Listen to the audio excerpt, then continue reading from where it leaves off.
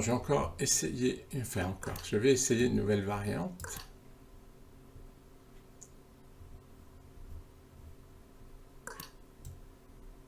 Bon, à voir s'il va me laisser faire, parce que là, il a l'air de jouer de façon peu habituelle.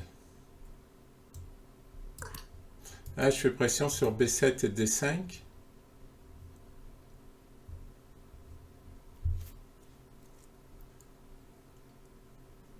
Alors, s'il prend en DK, je prends avec le cavalier et j'attaque le fou. Ah, ça me paraît bien tout ça. Ah, il a lâché D5.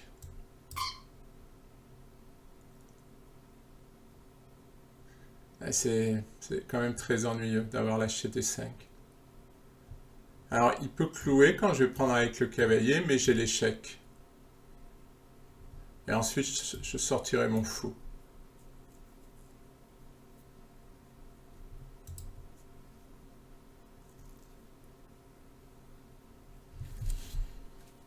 Ouais. Bon, ben voilà. Alors, il est en train de s'apercevoir du désastre. Je sais pas s'il peut trouver du contre-jeu. Des fois, dans ce genre de position, on peut. Non, là, il améliore pas sa situation. Maintenant, j'attaque ici. C'est-à-dire qu'il peut plus prendre. Parce que sinon, je prends le fou. Donc maintenant, je vais menacer pion prend. Faut que je m'habitue à regarder plus de variantes. Hein, parce que déjà, j'ai des coups comme cavalier C6.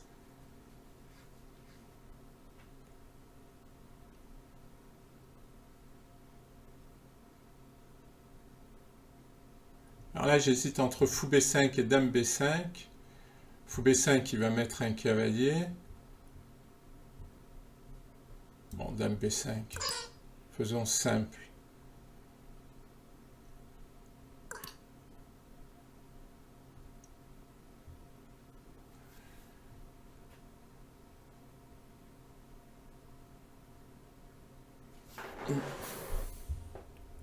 Allez, je change. Je fais simple.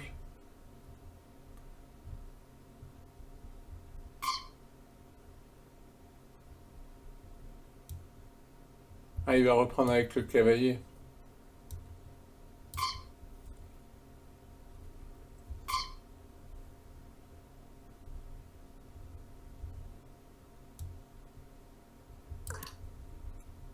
Pourquoi pas mettre un fou ici?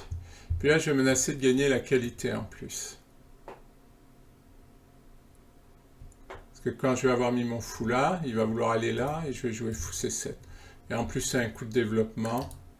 Bon, il n'a pas vu, enfin, il va peut-être jouer tour A7.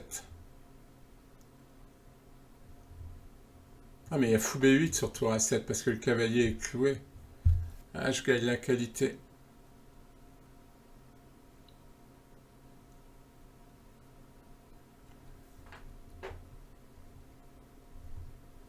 Une partie bien menée. C'est agréable quand ça se passe comme ça.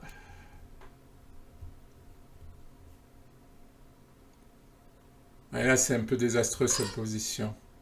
Ah, j'ai raté cet échec. Alors, s'il vient là, il prend avec échec. Hein. Donc, roi D2. Allez, vous voyez, je pensais qu'il a attaqué. Résultat. Eh ben, j'ai pas vu ça. Alors, je l'aurais quand même accepté, mais je l'ai pas vu, ça m'embête. Comment il sort le cavalier par là?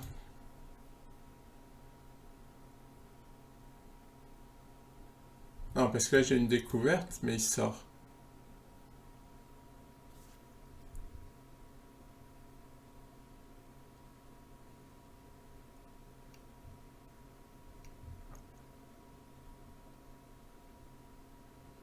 J'ai presque envie de faire tour D1.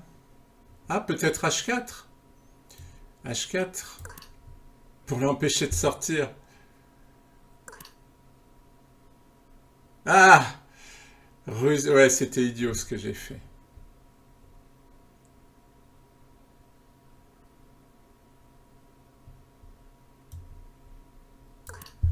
On va l'empêcher de roquer.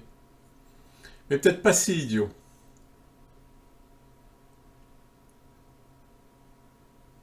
Parce que finalement, le sacrifice de pion, ça va m'ouvrir les lignes. Attention, fourchette.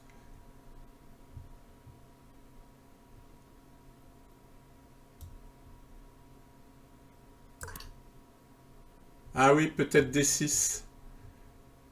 Mais il faisait fou F6. Bon là, il va falloir être sérieux parce que...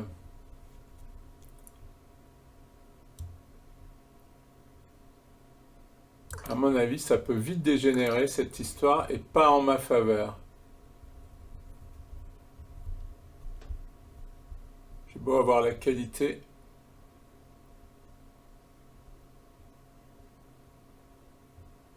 Tiens, je vais peut-être forcer même la prise. Je sais pas, cavalier prend, cavalier B8, pion C7, cavalier... Ah ouais, où il va le cavalier?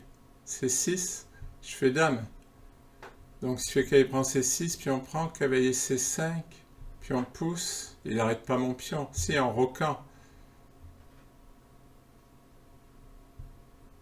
Bon, on va le jouer.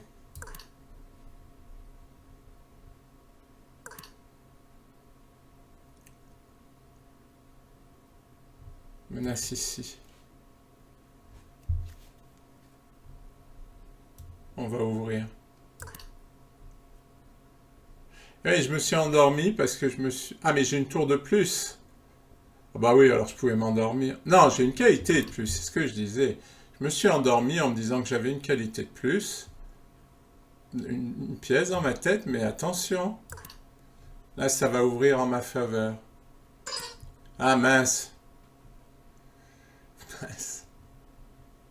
Allez, on va rendre.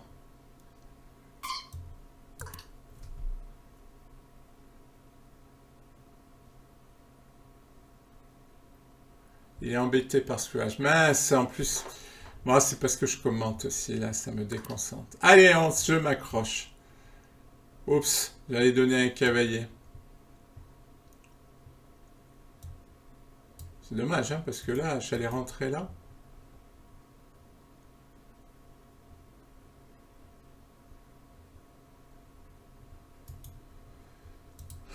J'aimerais faire disparaître. Alors.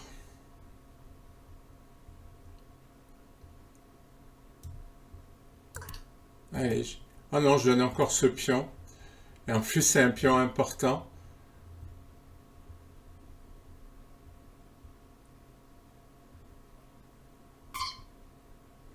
Je fais n'importe quoi. Je vais arriver à gâcher cette position. Ouais, et puis il l'attaque 2 fois, là.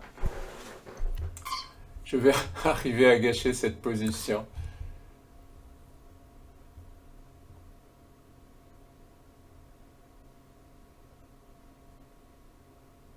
Ah, maintenant, c'est le fou qui est en prise.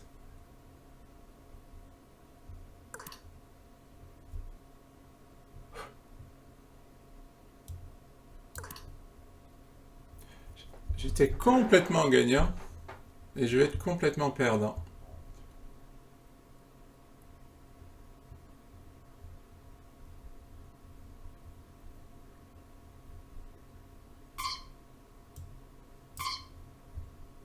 Ouais, parce que là, il a des pions, 1, 4 et 2, 6. Il a 3 pions.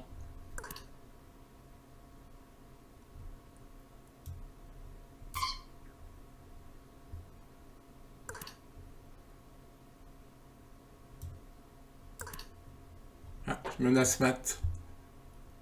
Ah, joli schéma de mat. Puis j'ai fait exprès de mettre le cavalier là pour le bloquer, mais j'avais pas vu la suite. Ah, j'espère que je vais me rattraper.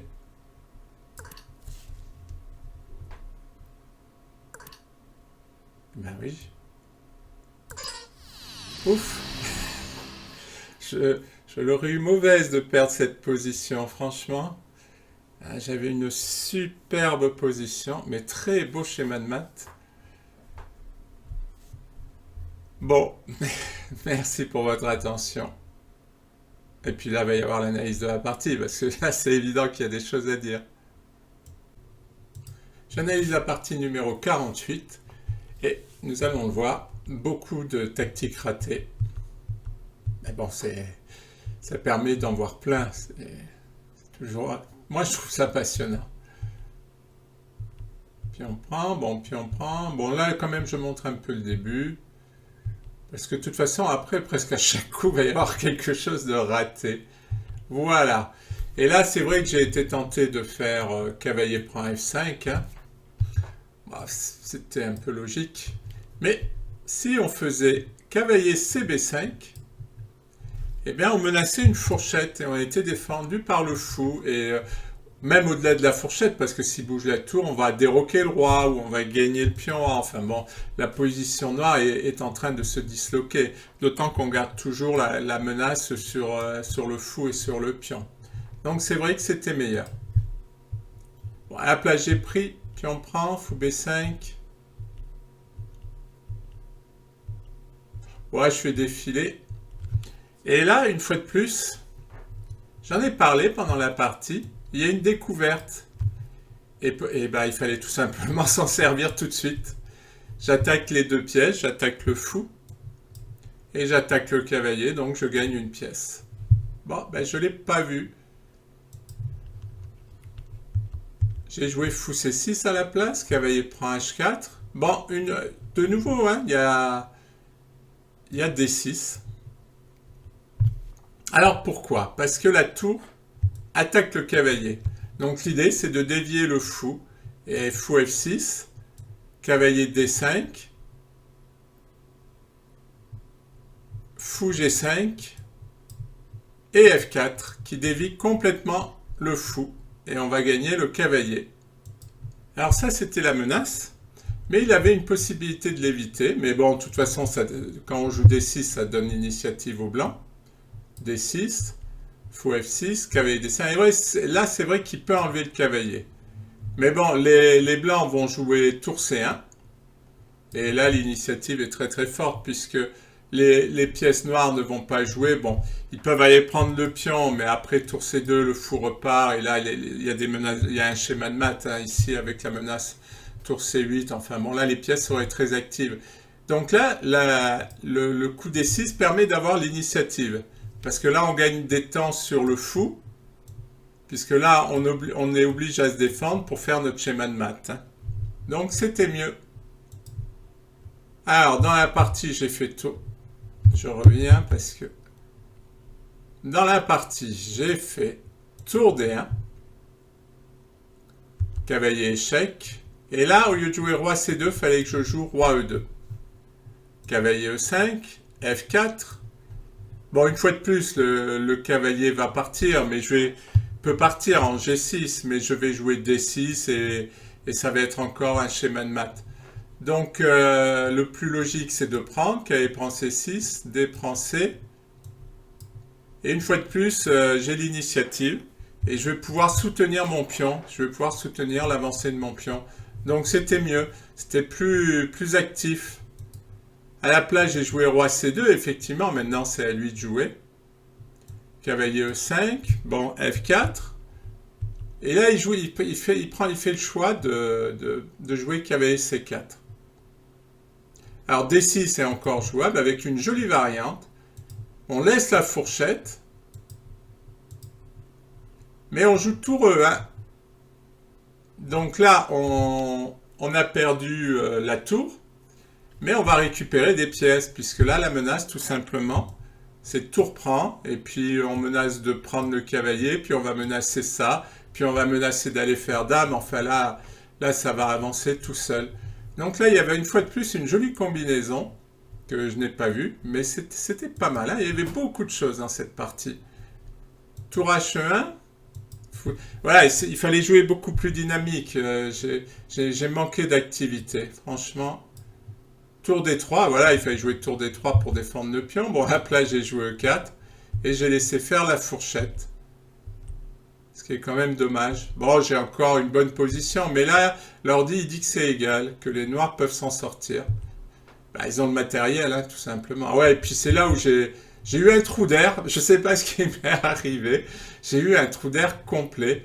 Bon, il est évident qu'il fallait au moins venir défendre le pion, quoi. Après, la position était agréable à jouer, mais il fallait défendre le pion, quoi. Je ne sais pas ce qui s'est passé.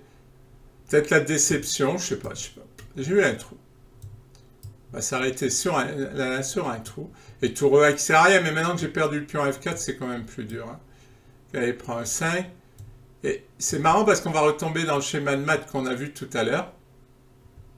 Et c'est marrant. Mais bon, là, par exemple, s'il fait qu'elle prend C6, et ben c'est fini, quoi. Tout simplement. Hein. Et maintenant, il joue H5. Il n'y a plus de schéma de maths. Le pion va faire dame. Et c'est fini. Bon, il ne l'a pas fait. Fou G3. Tour E3, cavalier prend C6. Tour prend. G6. Alors là, on est presque dans la situation de tout à l'heure. Mais c'est pas la même. C'est drôle ça, parce que là, après H5, les blancs sont gagnants. Ce qu'auraient dû jouer les noirs, c'est cavalier D4 échec, roi D3, F4.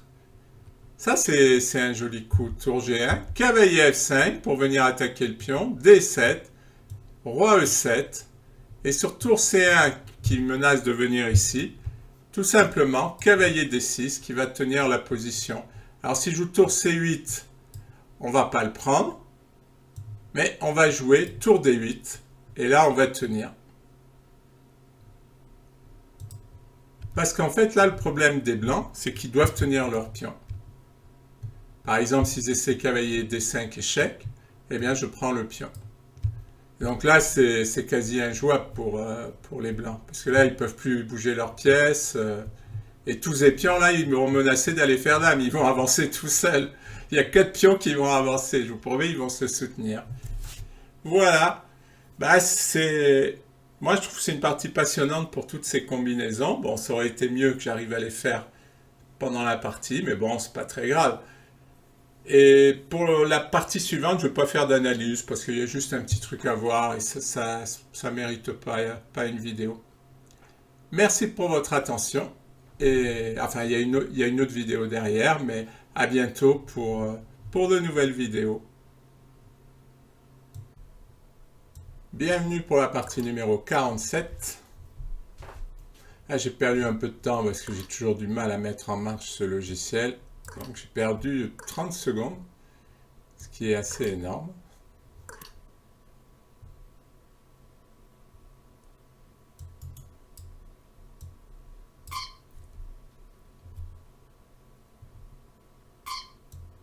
Bon, on va essayer de rattraper.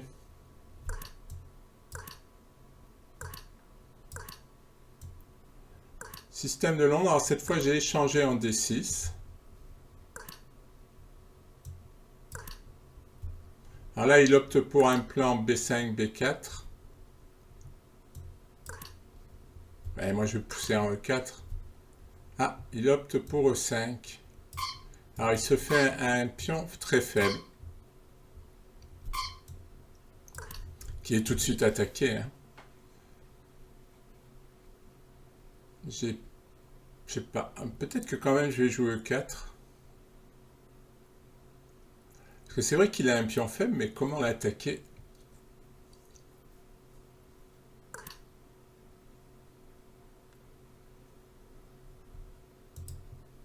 Bonne question. Oh là, il a joué vite.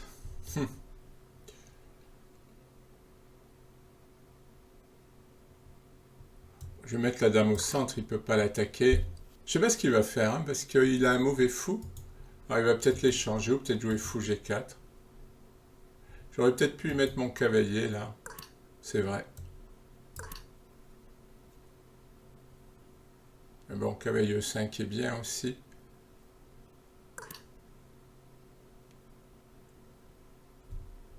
Allez, on va mettre la tour. Bon, j'ai cavalier C6 qui se fait cavalier E7. Rien de bien... Bon, j'ai une bonne position, mais... Tiens, quand même, je vais jouer cavalier C6. Parce que j'attaque ici.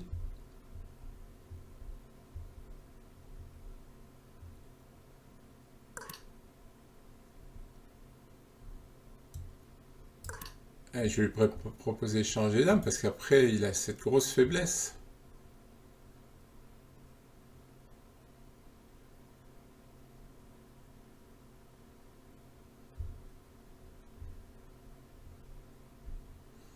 Je sais pas. Je sais pas parce que j'ai pas trop d'idées. Alors on va quand même le mettre au milieu. Ce cavalier, c'est quand même sa case. Je menace ici. Bon, j'ai des petites menaces, mais...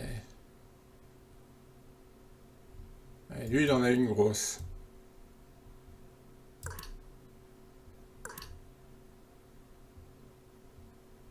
Il m'a donné un fou. Ah non, il m'a pas donné un fou. Dommage, j'aurais aimé qu'il me donne un fou.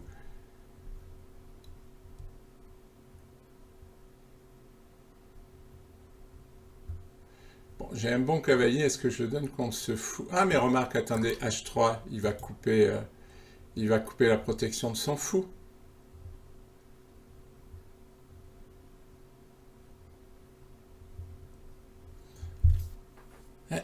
C'est toujours risqué de mettre une pièce non protégée. Enfin, là, elle n'était pas tout à fait non protégée, elle était protégée par la dame, mais bon, c'était quand même un peu risqué. Là, je ne vais pas lui ouvrir les lignes. Bon, il va pousser F3, mais au contraire, là, c'est moi qui m'ouvre les lignes. Maintenant que j'ai une pièce de plus...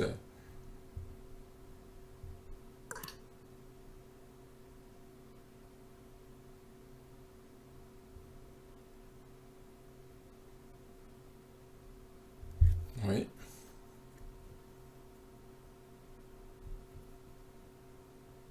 Ah oui, parce qu'il veut prendre ici. Bon. Je menace le fou. Je menaçais le fou.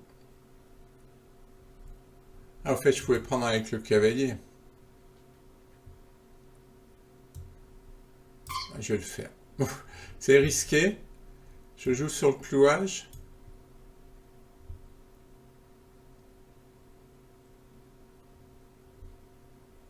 Je joue quand même sur l'activité de mes pièces. Hein. J'essaie d'activer mes pièces et de ne pas rester trop passif. Voilà, c'était le mot que je cherchais. Ça y est, j'ai récupéré le temps.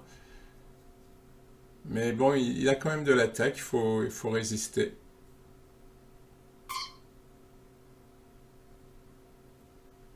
Et là, ça fait beaucoup quand même.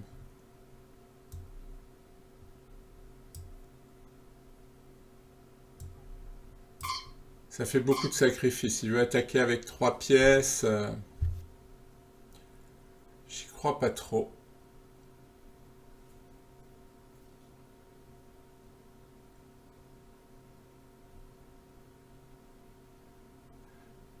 Alors, ce que j'ai envie de faire, c'est Dame H2. Mais il va prendre ici. Je vais faire échec. Il peut revenir défendre. Non, il y a tour 8. Donc il est obligé d'aller là. Dame échec, roi là. Il faut que je sois sûr de moi, hein, parce que sinon, il va me faire mat. Alors, est-ce que c'est pas un peu risqué de se lancer là-dedans? Pourquoi pas proposer tout simplement un échange?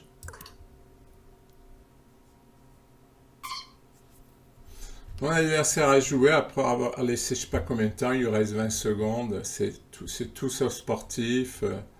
Bon,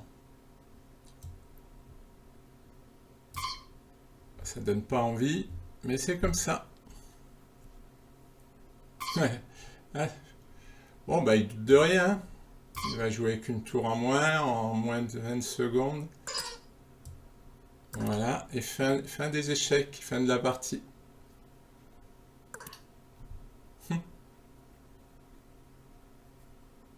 Si, il peut encore pouvoir faire des échecs ici. Alors, comment on va jouer ça?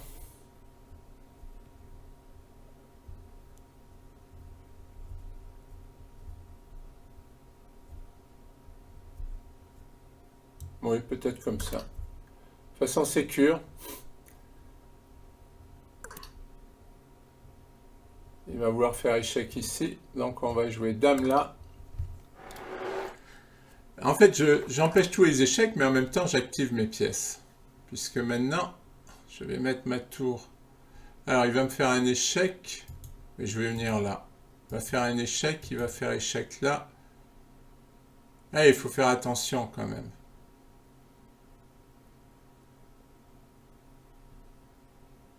Tiens, on va jouer solide. Il lui reste 13 secondes, je vois pas pourquoi je prendrais des risques. Pour un adversaire pas sportif.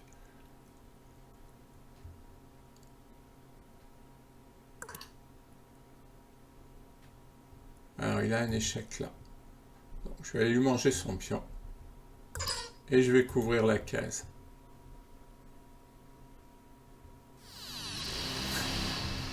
Il est tombé.